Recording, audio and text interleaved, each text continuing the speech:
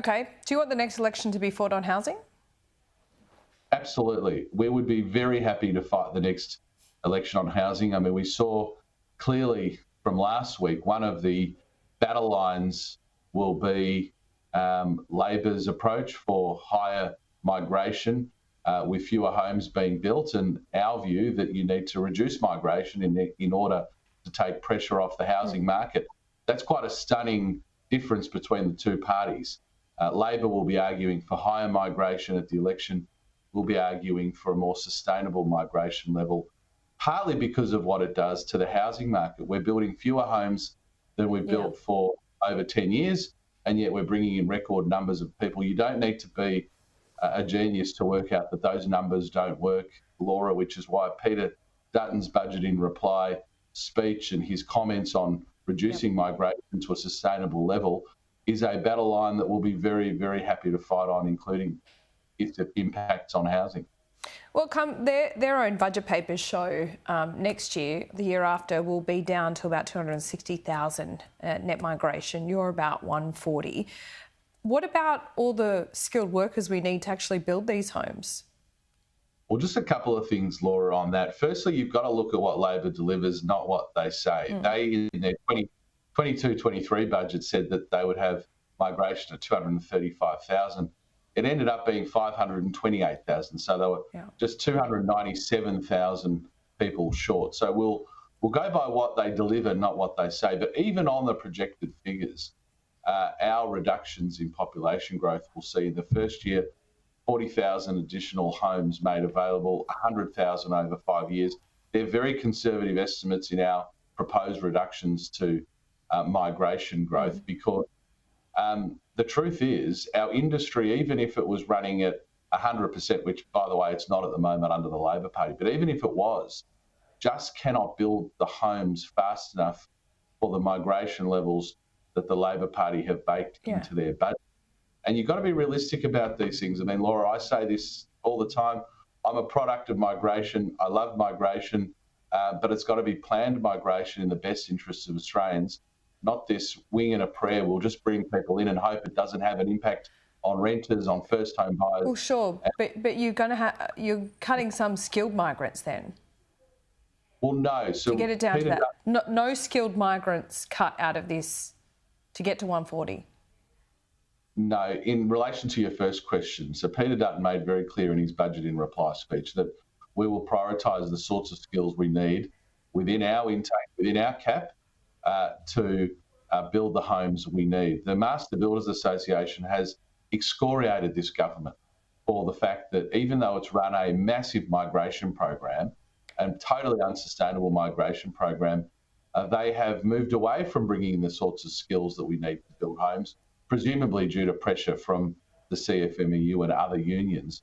So even though they've been running massive migration programs, they've not been bringing in those skills. We will ensure that we have sufficient number of those skilled workers to build the homes. Peter Dutton made that explicitly. Do you have a figure?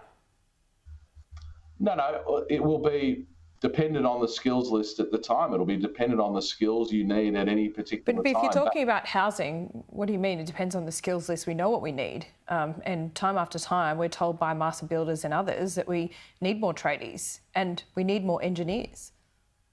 Sure, Laura. And what we're saying is that in our program, that we will make sure that we do prioritise those sorts of skills. My point is those skills do fluctuate and change from time to time. When we were in government, there were a whole heap of issues with supply chains. Those things have changed now. Those supply chain issues have differed. So you've got to address the issues at the time. The problem now is we've got first home buyers at their lowest levels for over 10 years. We've got fewer homes being built that since records have been kept.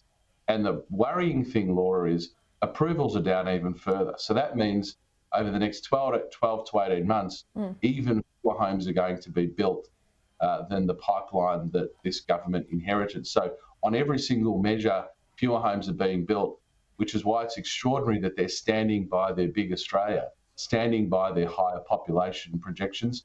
And I think, to go back to your first question, Laura, that will be one of the defining features of the next election. Labor arguing for higher migration, Okay. the coalition arguing for sustainable migration and its impacts on housing, and that's the fight we're happy to have every day. Okay, so the target at the moment from this government is 1.2 million homes in 5 years.